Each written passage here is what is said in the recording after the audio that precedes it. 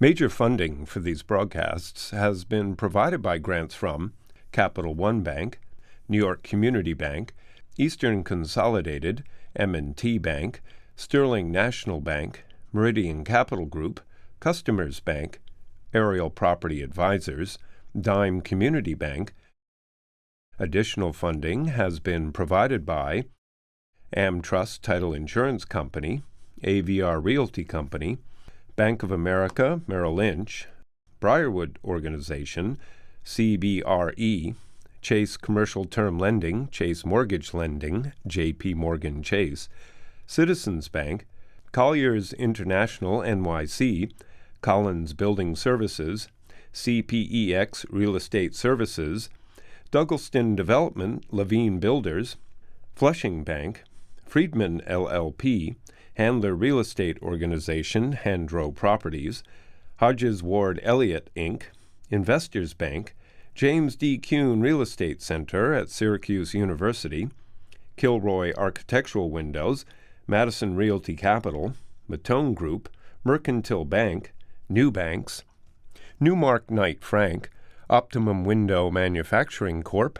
People's United Bank, Rockefeller Group, Rosewood Realty Services, SJP Properties, Stonehenge Partners, TD Bank, Terra CRG, the Marinkoff Family Foundation, the Moynihan Organization, Moynihan Capital Partners, and these friends.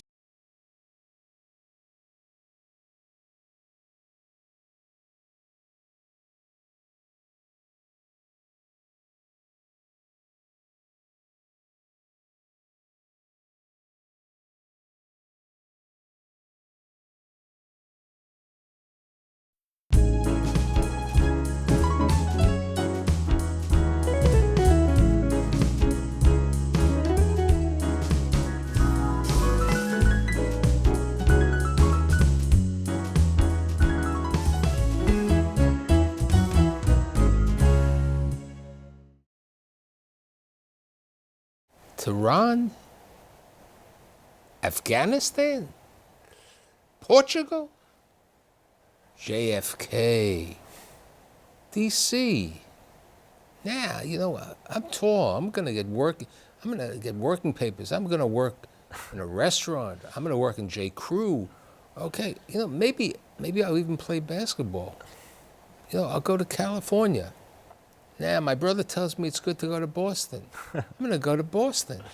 I don't know what I'm going to do. I'd like to write, but maybe, maybe I'll end up in California or Mexico? Gringo? Forget Mexico. Maybe now D.C. Emerson College. Maybe I should get involved with real estate. I'll flip a couple of apartments. No, but really, I really want to start. There's a need for a magazine in the real estate business. I'm in the real estate business, not a magazine. I'm going to create an empire. I'm going to create a magazine. And in addition, I'm going to do a movie. I got the founder, the publisher, and my friend Amir Karanji of The Real Deal. Thanks for being here. Thank you for having me. I got in 1 minute, everything you owe. You summed it all up. That's amazing. Okay. You don't need me. I'm done. Okay, so tell me about your families. They were in Iran for like 900 years, you said, going back? Well, yeah, I mean, we were a long line of Iranians. It's funny because I did one of these DNA tests and my mom was like, you're wasting your time. You're like 100% from Iran. I was like, no, Mom, I've seen the tests. You get 40% from Africa, 30% from China. This is going to be so fascinating. And I do the test and it was like 92% from Central Eurasia, which is Iran. And I was like, you're right. So tell me about your mom and dad first. My dad, he was military, went to law school after military, became a judge, handled a lot of international cases between Iran, import-export cases between Iran and other countries that were using Iran to go to other countries. And you said it was an arranged marriage, you think your parents were in arranged? It was sort of an arranged marriage. A good portion of marriages in Iran at that point were arranged marriages. It was their form of Tinder. I mean, your father, since he was a lawyer, he was involved. Things were good until the revolution. Yeah, I mean, I always think about that. I always think about how great he had it. You know, he had a driver, he had a young wife, he had 2 kids. Everything was going great. You know, he had a nice apartment in a nice part of Tehran, and then just like that, his whole world upends. So And tell me what happens exactly. well, the revolution happened, and it wasn't just one revolution. The Islamic Revolution was just one of many revolutions that happened, but they all happened at the same time. So they all coincided at the same time. The Shah of Iran has to leave, and you know, but the Islamic Revolution, they managed to be the hardest, and they pushed out all the other revolutionary people, and now you have the first Islamic Revolution in the So world. you're 7 years of age at this time, right? I am 7 years old, yeah. Okay, and you tell me that your dad, he was sought out by the regime. Yes. So when the first couple of months, 7, 8 months of the revolution, my father thinks it's a fad. He was like, there's no way that this revolution can last. Meanwhile, people are leaving Iran in waves. You know, it was the largest modern exodus in world history. So you had 6 million people leave the country in a matter of 4 years or so. And a lot of his friends and other people are leaving everything behind and getting out of Iran and going anywhere. And but my father said, you know, it's not going to last. We're going to stick it out. And then next thing you know, his name was in the newspaper, and people's name who went, you know, who were wanted for questioning, you never saw them again. So one day he goes to work, and I don't see him for 2-3 years, you know. So what happens with you and your mom and your brother at this time? So he goes to work one day, and next thing we know, an hour later, while we were having breakfast, we have 2 different Revolutionary Guards, trucks of guards come to our house looking for my father. And as they're coming down, my father says, my name is in the paper, pack up your bags, we're getting out of town. But we couldn't leave because the guys were just there. And that was pretty much the last time my mom spoke to my dad for months. And after Now, you went to an uncle, you told me, right? Yeah, we did. And he had set it up where his driver, who happened to be an Afghani guy, had family who were smugglers, gun smugglers, because that's when Afghanistan and Russia were still going at it, and Soviets were still going at it. And so, you know, he hooked us up with his driver's family, who managed to get us from Iran to Afghanistan, which was like a strange world to me because... So what happens in Afghanistan? Well, we go to Afghanistan, and it's not like I saw Afghanistan. I mean, we just saw the desert. You know, all we had to do was just get out of Iran. That's all my father was trying to make sure it happened. And, you know, we went to Afghanistan. We stayed there for a few days. From there, we couldn't really take any flights from Afghanistan. So from there, we went to Karachi in Pakistan. And we had to cross the border to Pakistan. And at that point, the borders were very loose. You know, this is 1981. So you crossed the border by car? Yes, from Afghanistan to Pakistan, we crossed by car. So from Pakistan, you end up in Portugal? No, from Pakistan, we go to France, to Paris, and then the French are like, no more Iranians, right? We have too many Iranians as it is. We're there for about a week. They sort of hold us contained, and then they send us to Spain. Spain is, at that point in the early 80s, Spain was sort of considered Pan-Africa as far as the rest of Europe was concerned. So they were like, yeah, whoever wants to come to Spain is welcome. And you know, we went to Spain, and we were stuck in Madrid for about 7-8 months. So and we were just waiting to get a visa. To, you know, my mom was constantly trying to get a visa to get to the U.S. because we had a lot of family that had already moved there. You had a family, and you also had an uncle. And my father's brother lived there. So what happens, because I think it's a really interesting story, you finally get the flight, but you don't have a visa to JFK, right, so or at that time LaGuardia. There was an Australian businessman who my father had tried his case one time with his shipments coming through Iran or something like that. And my father had reached out to him and said, I need you to help get my family to the U.S. somehow. And so the Australian guy puts us on a plane from Lisbon to JFK without any tickets or paperwork or anything. And he says, don't bring any documentation with you because otherwise they could deport you back to Iran.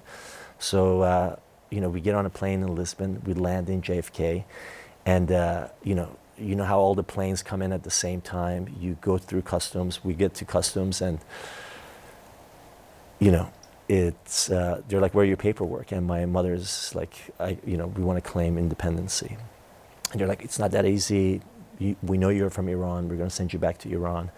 And my mom's, she was instructed to just say, I want to claim independency. So she just kept claiming that. And we didn't speak any English or anything. So they take us to this other room for interrogation. It's me, my brother, who's 4 years older than me, and my mom, who's like 28, 29 years old at this point. And they bring a translator who's an Iranian guy, but he works for the customs. And there's this angry guy saying, like, let them know that if, this and this and this. And my mom starts crying because, she doesn't know what the guy's saying, but it doesn't look good. And then the translator guy says, lady, don't worry about a thing.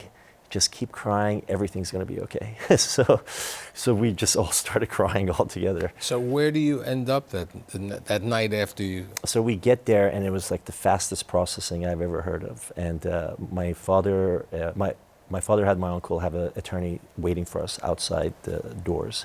So we go into the attorney's custody, and we had to promise that we're going to come and do paperwork and take pictures and all of that stuff.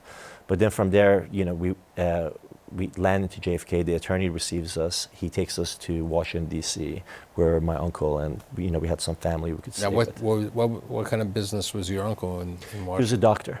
Yeah, he was a radiologist. So he had a comfortable life in Maryland. So you're about 8 now, right? And Dad's still in Iran. Yeah. And Mom, who doesn't have really a skill, starts delivering pizzas to support the family, right? Yeah, so that was the easiest job. You didn't need too many skills or language skills or anything like that. You just had to take pizza from point A to point B. And, we went with her. We went to work with her after class. She would come pick us up, and she was just delivering pizzas everywhere. And she would, like, towards the end of the day, she would be tired, and she would be like, Amir, take the pizza there, make sure he gives you a 20. Right, and now you were going to public school in Silver Springs at this time. Yeah. Right, and then what was his first job? You didn't have Social Security? I had Social Security, but I was too young to work. Right. But I was always tall, and I looked older. So I used my brother's Social Security because we have the same initials. And to some assistant manager in the mall, he couldn't care less. He was like, okay. And I was a busboy. A busboy dishwasher. You said to me, as a youth, you worked in a lot of restaurants. Yeah. Fast food, fast casual, as they would call them today. Yeah, no, it was great. Now, so when you went to high school, did you have any idea that you would get involved with publishing or writing? No, I knew I liked creative writing in high school, and I wasn't a very good student. But my teachers were always like, you have a very good sense for creative writing. You should pursue that. When did Dad finally come over? He came over after we got here. He came over about a year and a half or so afterwards. But and he stayed here, or he went back to Iran to claim his possession? Well, he couldn't go back early on. Once he got here, he was still a wanted man. But after Khomeini died, things were in disarray in Iran. And so my father was like, well, here's an opportunity for me to go back and sort of reclaim things, because he didn't speak the language here. Nobody cared that he was, he had degrees or anything like that. So he couldn't work. He didn't speak the language. And, he felt... he was very frustrated. So he was like, well, I need to go back to Iran, even if it's dangerous, just to be able to earn a living and, support the family. Now, when you were growing up, you got a scholarship to a prep school, you said? I did, to St. John's. And that was in Silver Springs also? It was outside of Silver Springs. It was, I believe, in Frederick. And you played some basketball? I did, yeah. It was funny because it was a Catholic school. And I told my mom, I was like, it's a Catholic school. There's a mandatory class every day to learn the Bible. And, I'm not a religious person at all. And my mom was like, just do it. I went to the class, to the school. I lasted about 1 year. It was very regimented. Then you said to me you went to school up in Huntington Beach. I did, for my senior year, because Pepperdine was interested in me, and they weren't allowed to recruit outside of the state of California. So the coach there said, look, you could go to this high school, you could stay with the coach, or, or whatever. And so I went there, and I really liked it, and I stayed there. And then, I ended up staying with this Mormon family, which was pretty interesting. But so then, How do you end up in Boston at Boston U? So after I finish high school, I end up going to junior college. At that point, my brother's like, well, we did it your way in the beginning, and now we're going to do it my way. So my brother enrolled me in junior college. He made sure I took the right classes, and he just monitored me very closely to make sure that I do good in college. So from junior college, you went to? From junior college, I went to Paris to school for a year, part of the American University of the Sorbonne. And then when I was coming back, and my brother calls and he's like, I got a surprise for you, because I didn't know where I was going to go for college. But my brother was like, I got a surprise for you.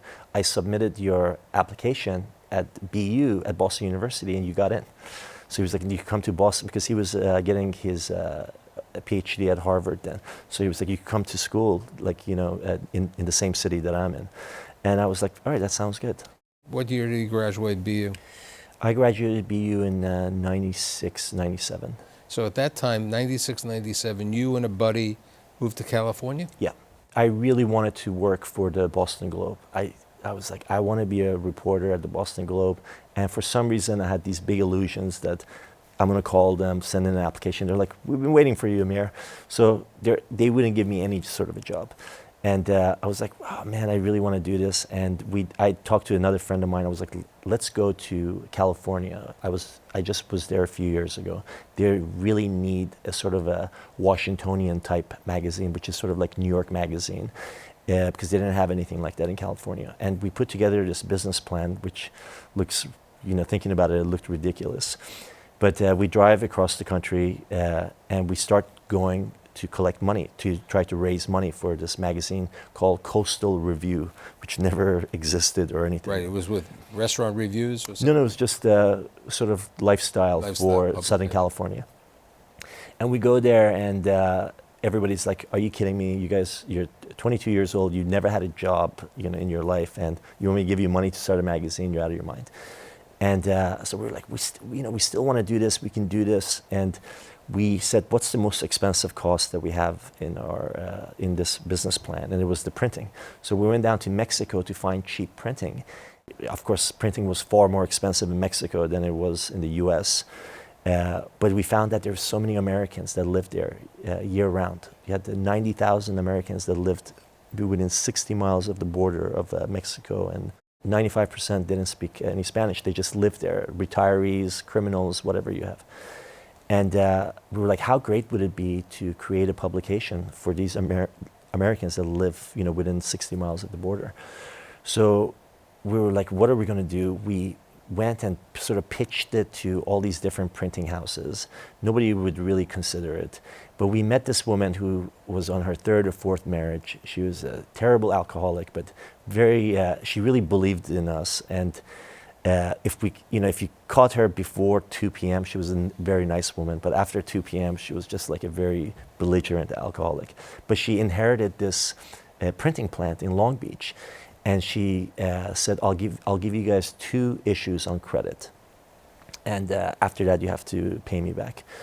And she liked the idea that we were young and we wanted to. It's called the Gringo Gazette? The first one was called The South of the Border, and then it was the Gringo Gazette. And you printed like 10,000 copies, right? It was, which was a lot for us. But we did everything. We wrote it, we laid it out. But you also were able to get some good advertisers, right? It was because we were the only English-speaking paper in that area. So we had like AT&T and MCI like advertising with us, big telecom. And so it was a lot easier. What happens later on? You have your harassed by the Mexicans? It's very localized there. So first of all, they don't like the idea of like 2 people coming from the U.S. and printing stuff there. And we were doing it in reverse. Instead of like manufacturing in Mexico and taking it to the U.S., we were manufacturing in the U.S. and taking it to Mexico. And there was this gambling hall called Caliente, and we wanted them to advertise because they advertised everywhere. So we went and met with this guy, and it was like, from the movies where you see the cartels, where like you show up to the guy's house and there's like tigers and lizards walking around the property. And we get to this place, we talk to the guy, and he's like, I love this publication. We get so many Americans who come here to gamble. This is perfect. You know, we want to do full page ads and stuff. And we're super excited. And the guy never paid us. So we're like, hey, you know, Juan Luis, you have to pay your bills. We're on a very tight schedule here. You know, we don't have that much credit. Like, we need to have the money coming in regularly. He ignored us, and you know, all this other stuff. And my friend got very antsy with him, and he started like leaving him, you know, tough messages.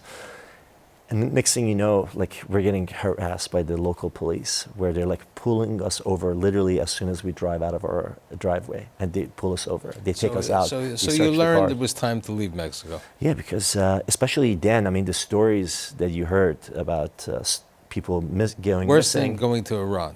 Yeah. So now you come back to go to Boston again, right? No, now we come back. We Washington?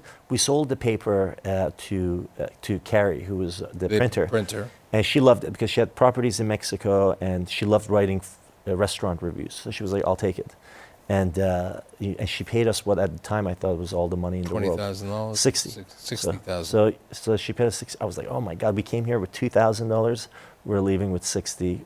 This is great." So where to now? So we went to Washington D.C. Right, for the other publication. Yeah, for the Washington Free Press. So we were like, let's start sort of you know, a tabloid style, New York Post style paper in Washington D.C. because they don't have anything. There was the Washington Post and the Washington Times, and that was it.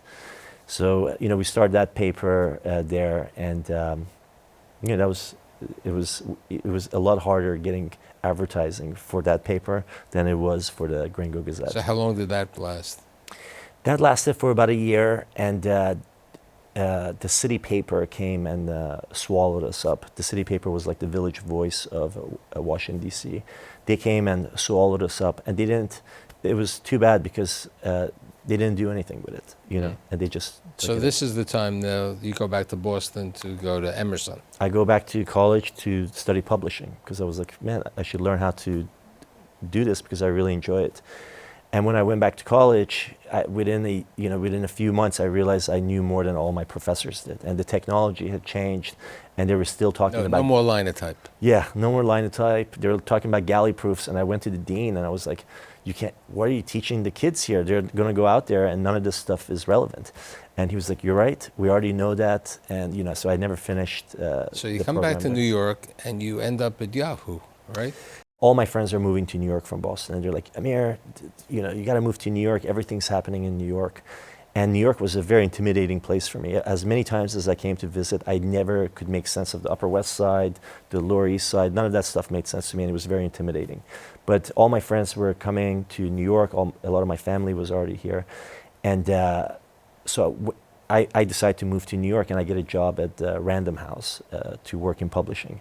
I thought I might as well learn, you know, from the That ground. didn't last too long, I remember. I never showed up for the first day at work. So because all my friends were like, no, you don't want to do that. You want to get into the web. The web is where it's at. I was like, I have no idea What the web is. I don't know how it works and how people make money from it. Like, it didn't make sense to me. This was in 1998, 99. And they're like, if you have an email, if you know how to work an email, you get hired. And so I get a job at a company called eGroups, and within 5 weeks of working there, Yahoo comes and buys that company for $500 million, which didn't make any sense. And I immediately knew I didn't like working for anybody else. You know, I had all these ideas about what Yahoo could do. So you bought an apartment in Brooklyn at this time, right? I did. I didn't like the fact that I was paying so much money living in the city, and I had roommates, and I was like, I can't live like this. So I just followed the train to whatever I would be comfortable with, and I ended up in Prospect Heights. I was like, I'm comfortable with a 20-minute, subway ride to Union Station. So you're in the real estate business. Well, I was in the real estate business. I bought an apartment. Right. So I bought an apartment for like $105,000, a 2-bedroom in Prospect Heights on Underhill in St. Mark's. And I'm working at Yahoo at this point for close to a year. And I was like, I can't do this, and I have to like get out on my own. So I take some time off. I go traveling and all of this, and I come back and I could not find a job for the life of me. I couldn't get a job anywhere. It was a really tough job market. The stock market had crashed. September 11th had happened.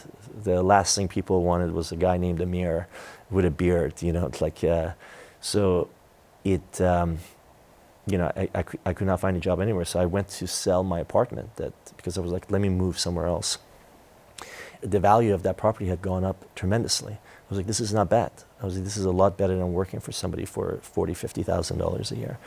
So I was like, let me do a few more of these. So I sold that apartment. I bought another one, and I would buy from like local, Brooklyn brokers, and I would sell through the Corcorans and the Elements back But in the city. with like a minute and a half left, you told me after that there was one opportunity that you made $80,000, Right. which helped you go into the publishing business. Right. So I was flipping apartments, and there was this one apartment that the board of that building knew that I was a flipper, and they didn't want me in the building. And the guy who was selling the unit said, after I got rejected by the board, he said, "You think you can sell this?" He said, "I had this apartment on the market for 9 months, and no one's bid except you."